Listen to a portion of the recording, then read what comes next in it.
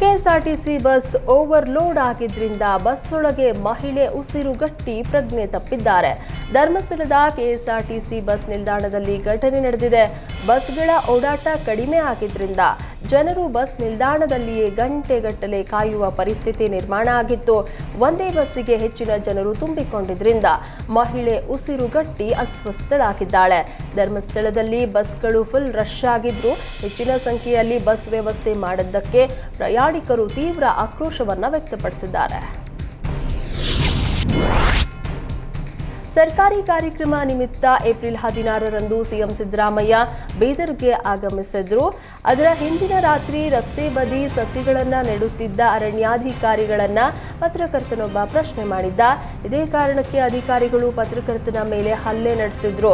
ಅಧಿಕಾರಿಗಳನ್ನ ಬಂಧಿಸದೇ ಇರೋದಕ್ಕೆ ದಲಿತ ಪರ ಸಂಘಟನೆಗಳು ಪ್ರತಿಭಟನೆ ನಡೆಸಿ ಆಕ್ರೋಶ ಹೊರಹಾಕಿದ್ದಾರೆ. ರಾತ್ರೋರಾತ್ರಿ ಗಿಡಗಳನ್ನ ನೆಡುತ್ತಿದ್ದವನ್ನ ಪ್ರಶ್ನೆ ಮಾಡಿದ ಕಾರಣಕ್ಕೆ ಪತ್ರಕರ್ತರನ್ನ ಹಲ್ಲೆ ಮಾಡಿದ ಅರಣ್ಯ ಇಲಾಖೆ ಸಿಬ್ಬಂದಿ ಮೇಲೆ ಕಠಿಣ ಕ್ರಮ ಜರುಗಿಸಬೇಕು ಅಂತ ಒತ್ತಾಯಿಸಿದ್ರು. ಈ ವೇಳೆ ದಲಿತ ಮುಖಂಡರು ಸಚಿವ ಈಶ್ವರ್ ಖಂಡ್ರೆ ವಿರುದ್ಧ ಆಕ್ರೋಶ ಹೊರಹಾಕಿದ್ದು, ಜಿಲ್ಲೆಯಲ್ಲಿ ಪತ್ರಕರ್ತರು ನ್ಯಾಯಬದ್ಧವಾಗಿ ಯಾವುದೇ ಪ್ರಶ್ನೆ ಮಾಡುವ ಹಕ್ಕಿಲ್ಲ. ಪ್ರಶ್ನೆ ಮಾಡುವ ಪತ್ರಕರ್ತರ ಮೇಲೆ ಹಲ್ಲೆ ಮಾಡ್ತಾರೆ. ಹಲ್ಲೆ ಮಾಡಿದ ಅಧಿಕಾರಿ ವಿರುದ್ಧ ಕ್ರಮಕ್ಕೆ ಮುಂದಾಗದೆ ಪೊಲೀಸರು ನಿರ್ಲಕ್ಷ್ಯ ಮಾಡ್ತಾ ಇದ್ದಾರೆ. ಅರಣ್ಯ ಇಲಾಖೆ ಅಧಿಕಾರಿ ವಿರುದ್ಧ ಕ್ರಮ ಕೈಗೊಳ್ಳದೇ ಇದ್ರೆ ಸಚಿವ ಈಶ್ವರ್ ಖಂಡ್ರೆ ಅವರನ್ನ ಜಿಲ್ಲೆಯಲ್ಲಿ ನಿಲ್ಲೋದಕ್ಕೂ ಬಿಡೋಲ್ಲ ಅಂತ ಆಕ್ರೋಶ ಹೊರಹಾಕಿದ್ರು. ಕಲಬುರಗಿಯಲ್ಲಿ ಮನೆಗಳ್ಳತನ ಪ್ರಕರಣಗಳು ಹೆಚ್ಚಾಗ್ತಾ ಇದ್ದು, ಮಿಲ್ಲತ್ ನಗರ ಬಡಾವಣೆಯಲ್ಲಿ ಮನೆಯೊಂದಕ್ಕೆ ಕದಿಮರು ಕನ್ನ ಹಾಕಿದ್ದಾರೆ.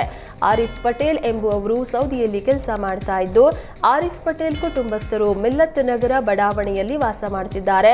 ಸಂಬಂಧಿಕರ ಮದುವೆ ನಿಮಿತ್ತ ಆರಿಫ್ ಪತ್ನಿ ಹಾಗೂ ಮಕ್ಕಳು ಬೇರೆ ಊರಿಗೆ ತೆರಳಿದ್ರು. ಇದೇ ಸಮಯದಲ್ಲಿ ಕದೀಮರು ಮನೆಗೆ ನುಗ್ಗಿದ್ದು, ಮನೆಗೆ ಬೀಗ ಮುರಿದು 35 ಗ್ರಾಂ ಚಿನ್ನ, 1 ಲಕ್ಷ ರೂಪಾಯಿ ನಗದು ದೋಚಿ ಪರಾರಿಯಾಗಿದ್ದಾರೆ. ಸ್ಥಳಕ್ಕೆ ಸಬರ್ಬನ್ ಠಾಣೆ ಪೊಲೀಸರು ಭೇಟಿ ನೀಡಿ ಪರಿಶೀಲನೆ ನಡೆಸಿದ್ದಾರೆ.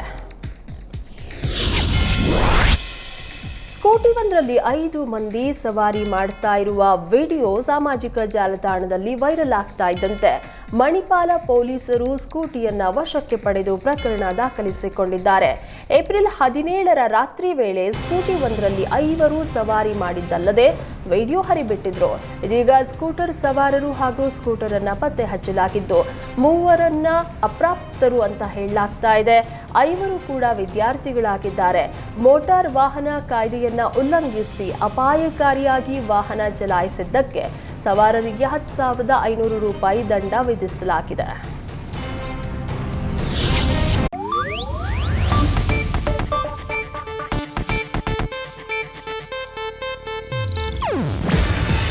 ಇದು ಏಷ್ಯಾನೆಟ್ ನ್ಯೂಸ್ ನೆಟ್ವರ್ಕ್ ಪ್ರಸ್ತುತಿ. ನೀವು ನೋಡ್ತಿದ್ದೀರಾ ಏಷ್ಯಾನೆಟ್ ಸುವರ್ಣ ನ್ಯೂಸ್.